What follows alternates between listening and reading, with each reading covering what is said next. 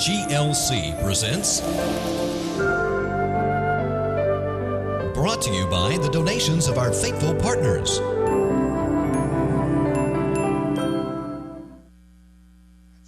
Welcome once again to another program. I'm Avi Ben Mordechai. We're talking about the book of Galatians, a most misunderstood book in all of Christendom, but we're here to try to unravel the misunderstood nature of Galatians and deal with the reality of what it's really talking about. On the last program, we were talking about the oral law and the written law of Paul's day. Why? Because Paul, when he was writing Galatians, he had two different sets of laws that were going on at the time. He had Mosaic written law, and he had Torah written law, and rabbinic oral law. Rabbinic oral law and Torah written law. Both laws are defined as law, or they use the same word, nomos. How do you know which is which? How do you know if it's oral law or written law when he uses the word law or nomos? The only way to know is by context. So let's continue on with this understanding here. We're going to give you 5 references here on this slide. Romans 3:20. By the works of the law, no flesh will be justified in his sight. And yet James, Yaakov, in 2:24 says, no, a man is justified by works. But then Paul comes along in Galatians 2:16 and says, no, a man is not justified by works of the law. But then in Romans 2:13, Paul turns around and he says, no, the hearers of the law are just or righteous before God, but the doers of the law will be justified. And then in Acts 13:39, he says, no, you can't be justified through the law of Moses. Does this appear rather confusing to you? Take a look at this in your Brit Hadashah, in your New Testament. Romans 3:20 says, by the works of the law you can't be justified. James says, no, you are justified by the works of the law. Paul then comes along and says, no, you're not justified by the works of the law. But then in Romans 2:13 he says, yes, you are justified by the works of the law. Okay? Because the doers of the law are justified. But then in Acts 13:39 he says, no, you're not justified by the law of Moses. Well, which is it? Will somebody please tell me the truth here? This is very confusing. Or is it? No, it's not confusing at all. What this is referring to, Romans 3:20 is talking about the oral law of Paul's day under Gamaliel, according to Acts, the book of Acts, chapter 22, verse 3. That's the oral law. The written law is talking about in James 2:24. The oral law is in Galatians 2:16. The written law is in Romans 2:13. The oral law is in Acts 13:39. Here you have oral, written, oral. And it's referencing these in one right after another. What is Paul getting at? He's just simply referencing the fact that there are different kinds of Torah. Okay? Man-made Torah, divine Torah. Which one are you following? So now we want to go to the oral Torah that Paul knew. And it included the following: studied, knowledgeable understanding that he was taught under Gamaliel. And Paul knows this back then because we even know this today. This hasn't changed much in 2,000 years, not at all. Here are 2 major factors that you need to understand if you are going to understand the book of Galatians. 2 major things. And it would do you well to make a note and write this down. In Exodus 23:2, you learn the following: you shall not follow a multitude in doing evil, nor shall you testify in a dispute so as to incline after a majority in order to pervert justice. The text of the Torah of Moses says, do not pervert justice by following a multitude in doing evil, and don't testify in a dispute in order to incline after a majority in order to pervert justice. Don't do that. Rabbinic oral law, under the interpretations of the rabbis, take these 2 concepts and they cross out everything that's irrelevant, and they arrive at the principle, incline after a majority. In Hebrew, acharei rabim lehatot. Acharei rabim lehatot. This is inclining after a majority. Exodus 23:2, that's how they get it. And then there's a second principle you need to know about, and that is called, it is not in heaven. Lo bashamayim hi. Lo bashamayim hi. Now the biblical law, that is divine law coming from the all-eternal one of Israel, in Deuteronomy 30, verses 11 through 12, says the following. For this commandment which I command you today is not too difficult for you. It's not out of reach. It's not in heaven, that you should say, who will go up to heaven for us to get it and make us hear it so that we can observe it? Well, what is that all about? That's the text. In other words, the written instructions, the divine law of Moses, is easily done. It can be done. It's not difficult at all. And you don't have to send a messenger to go get it for you. You can get it. You can do it. It's a piece of cake. It's easy. However, rabbinic instruction, rabbinic interpretation, takes this passage, turns it around, and removes all the irrelevant portions of the text to only make it say, it is not in heaven. Lo bashamayim hi, in Hebrew. What is it is not in heaven? What does that mean? It means that the Torah of Moses is no longer in heaven. It's on earth. And if it's on earth, then with whom is it on earth? Well, we know it is in the hands and the mouths of the majority. That's our slide. In other words, if the law is not in heaven, it's on earth. If it's on earth, it's in the mouths of the majority. And who are the majority? Not you or I. No. It's the rabbis. And so we understand the following text here from incline after the majority. Let's go to our next slide. This is coming from a very famous rabbi of the 12th century. His name is Moshe ben Maimon. Okay? Moshe ben Maimon. He is nicknamed, if you will, Rambam. Rambam. Now, Rambam writes the following. If there are 1,000 prophets, all of them of the stature of Elijah and Elisha, giving a certain interpretation, and 1,001 rabbis giving the opposite interpretation, you are to incline after the majority. And the law is according to the 1,001 rabbis, and not according to the 1,000 venerable prophets. And thus our sages said, by God, if we heard the matter directly from the mouth of Joshua the son of Nun, that's Moses' right-hand man, we would not obey him, nor would we listen to him. The principle of incline after the majority in Paul's day, in the doctrines of rabbinic Judaism of Paul's day, and also today, by the way, the primary doctrine here is that of a majority, which is twisted from Exodus 23, verse 2. What is this basically saying? That if you were to have 1,000 prophets, even as much as like Elijah and Elisha, and you were to compare what they're interpreting, their interpretations, with that of 1,001 rabbis, you are forbidden to go with the 1,000 prophets, all of them that are doing things like Elijah and Elisha, that are interpreting like them. In other words, Elijah and Elisha and those kinds of people, they're worthless. The 1,001 rabbis take precedence. That's the principle of incline after the majority. You follow the rabbis. And the principle, it is not in heaven, is our next section. Continuing on with the Rambam's introduction, he says the following. The sages said further, if a prophet testifies that the Holy One, blessed be he, told him that the law of a certain commandment is such and such, or that the reasoning of a certain sage is correct, that prophet must be executed. As it is written, it is not in heaven. Lo bashamayim hi.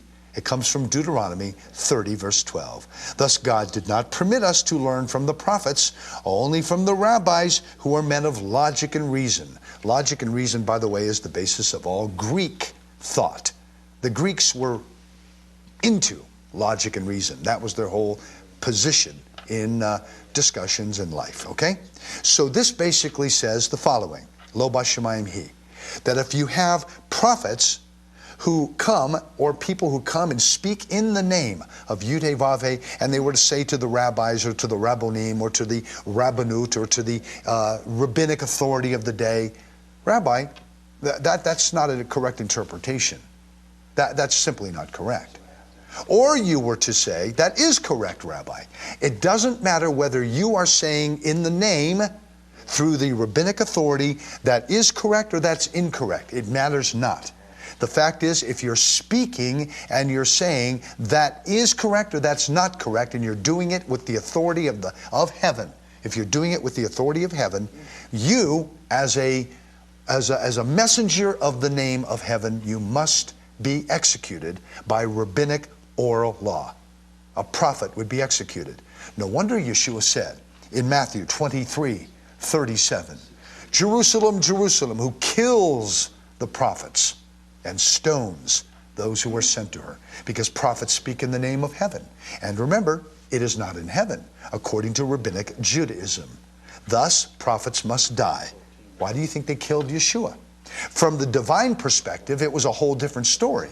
But from the natural earthly perspective, the reason that Yeshua was killed was because he was prophesying written Mosaic Torah law and correcting their interpretations. And they were saying, no good, we don't buy your interpretations. Therefore, because it is not in heaven, you must die.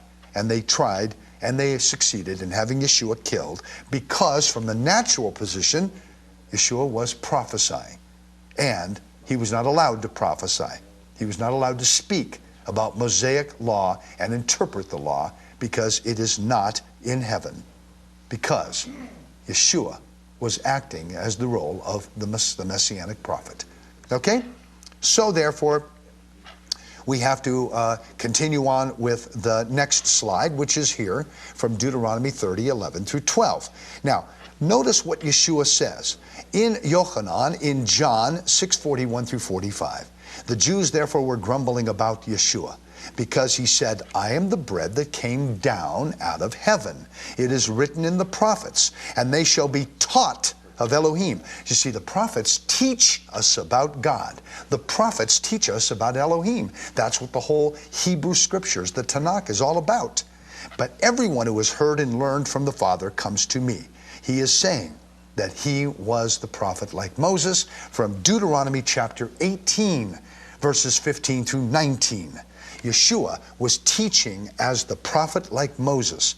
And as a result of what the oral law of Judaism of Paul's day and of Yeshua's day, as a result of what the oral law said, when it says, it is not in heaven, therefore, they were able to authorize the killing of Yeshua, because he was prophesying. And that is coming from Deuteronomy 30:11 through 12, on the principle, it is not in heaven. So now let's go to Matthew 21:23 through 27. Here is a story when Yeshua had come into the house or the temple. The chief priest and the elders of the people came to him as he was teaching, and they said, by what authority are you doing these things? Who gave you this authority? Yeshua said, okay, I'll answer your question if you'll first answer me. He says, the immersion of John, Yochanan, the baptism of Yochanan. Where was that from? From heaven or from men? Now watch this carefully. They started reasoning among themselves, and they said, well, if we say from heaven, he will say, then why didn't you believe him? In other words, John was acting like a prophet, speaking in the name of heaven. And they were saying, we're not going to accept John's testimony because he's speaking in the name of heaven. And they were scared to death, because the rest of the text says, but if we say from men, we're fearing the multitude, for they all hold John to be a prophet. In other words, either they're going to get killed by the all-eternal one, or they're going to get killed by the people, because they don't accept prophecy. You see? It's prophecy because it's not in heaven. If it's not in heaven, then where is it? It's on earth. If it's on earth, where is it? In the mouth of those who are the majority. From a twisted reading of Exodus 23, verse 2, meaning the rabbis. And so, that was Paul's day. But today we have similar problems. We have ecclesiastical, liturgical, church law. And the pastors are saying, you will listen to me. We're the authority. And they are usurping the authority of Moses, and hence usurping the authority of Yeshua, who taught the Mosaic law. So they hold John to be a prophet. So as a result, in Yeshua's day, what do they say? They come back to Yeshua and they say, well, we don't know. And Yeshua says, well, neither am I going to tell you by what authority I do these things. Why? Because they would not accept his authority, because he was speaking in the name from heaven, just like John or Yochanan. That's the whole point. That's why they killed Yeshua, for prophesying Mosaic written Torah instruction. And so let's go to Paul and the oral law. That is Paul and the oral Torah. This is very simple. In the written scriptures of Moses, we have a lot of wonderful teachings. But here in the oral traditions and man-made religion and rules and regulations that Paul was so familiar with, in the Mishnah called Pirkei Avot, the chapters of the fathers, we learn this. Moses received the Torah at Sinai and transmitted it to Joshua, Joshua to the elders to the prophets to the men of the great synagogue, that is Ezra and Nehemiah.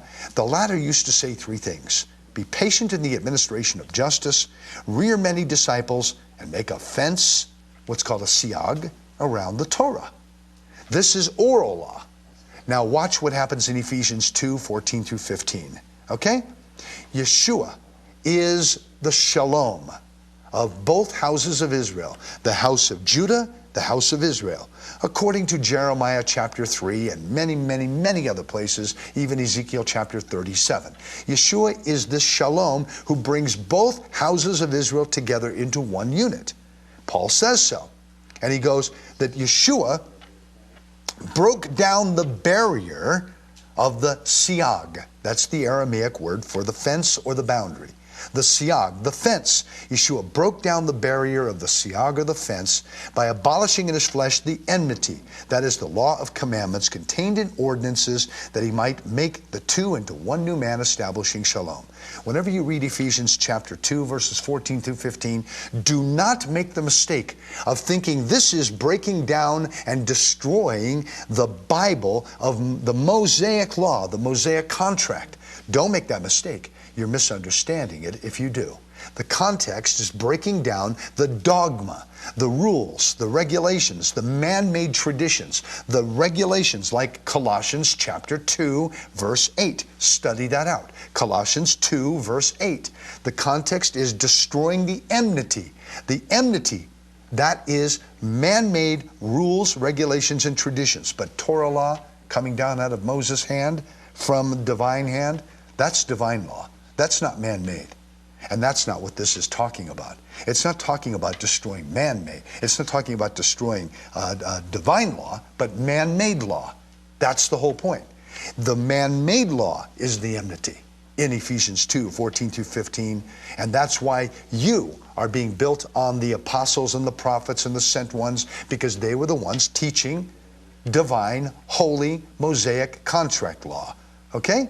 And so in Galatians 3:10, we come to this next slide here, and it says the following. For those who are the works or servants or works of the law are still under a curse. For it's written, cursed is everyone who does not act on all that is written in the book of the Torah, the book of the law. You see, normally you look at something like this, and maybe your pastor or your friend or your people out in your church groups, you take a look at these things and you don't read what's going on. You just skim it. But look at it.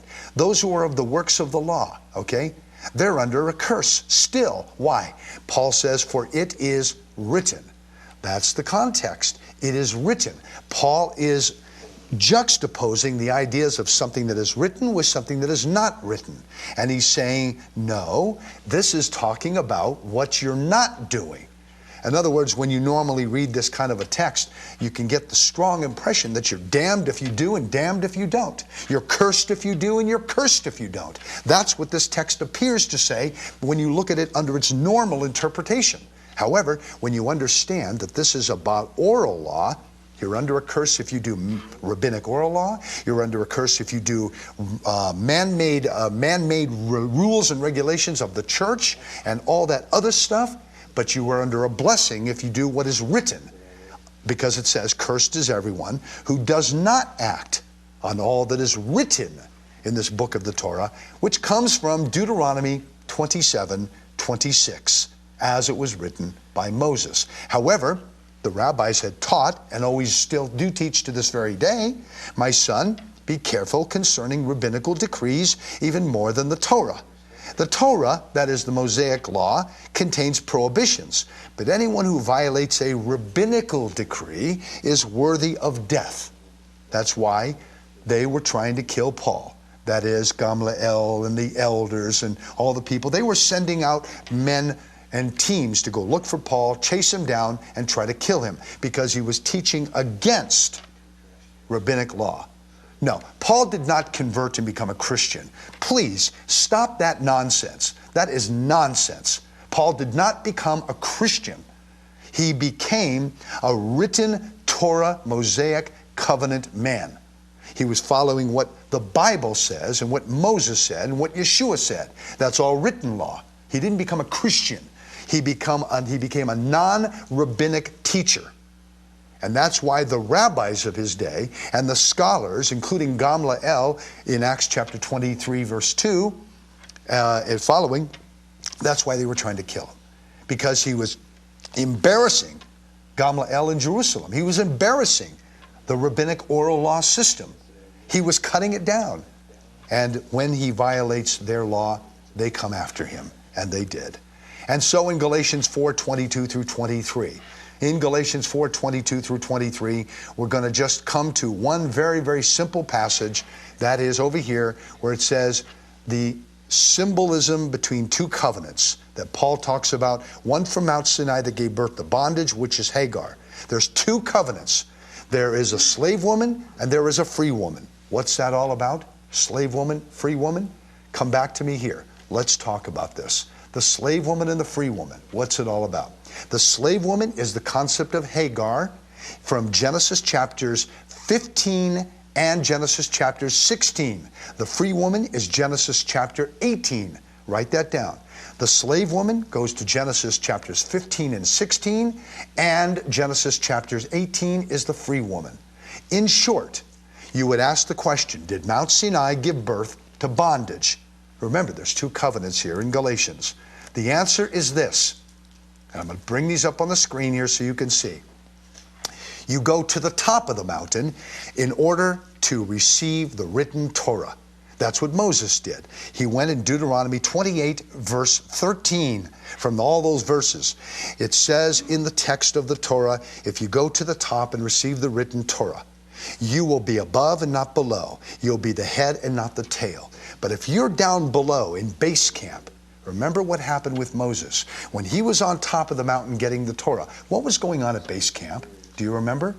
That was the idolatry, where the people were saying, come, make a God who will go before us. Come, make a God. We don't know what happened to Moses. They threw Moses away at base camp. That is likened to the slave woman below. That's likened to Hagar with Sarah and Abraham trying to help God out. Come back to me here.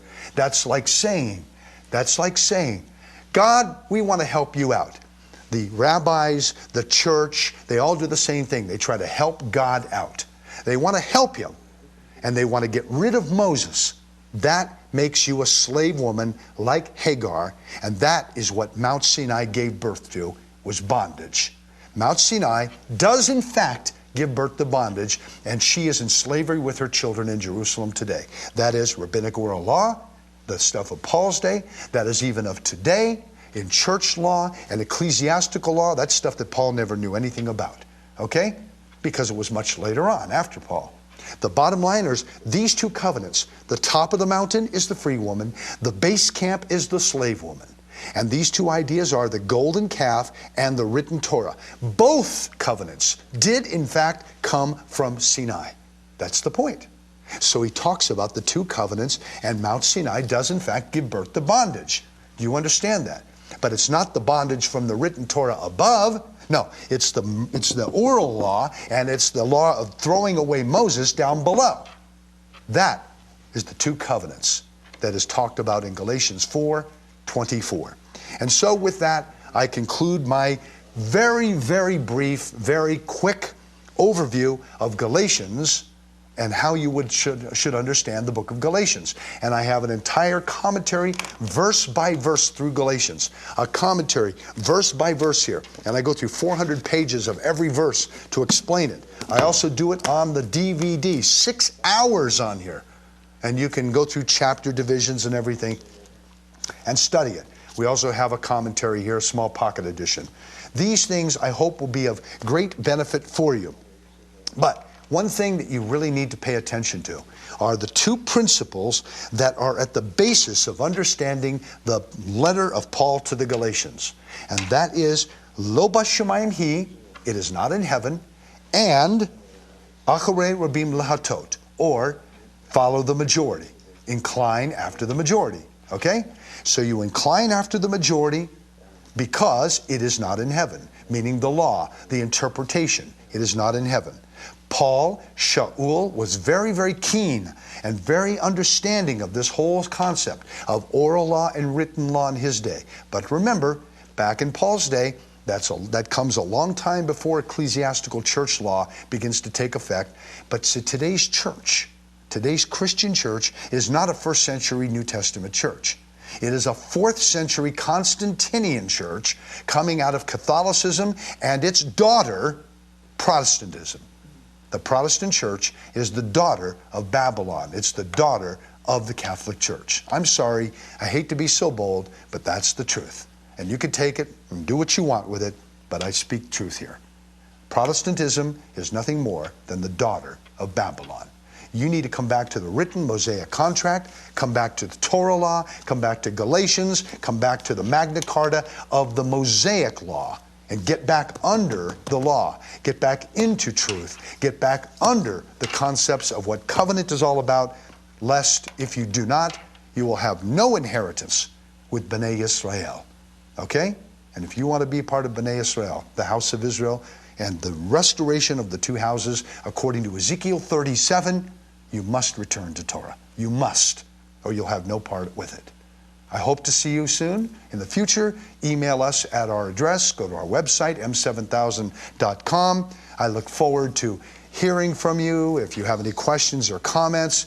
And of course, remember, He loves you so much.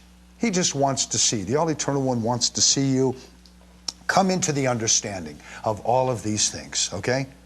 Be blessed, and remember, you are loved, and you do have a wonderful blessing in the future. Take care. I'm Avi Ben Mordechai. Shalom from Jerusalem.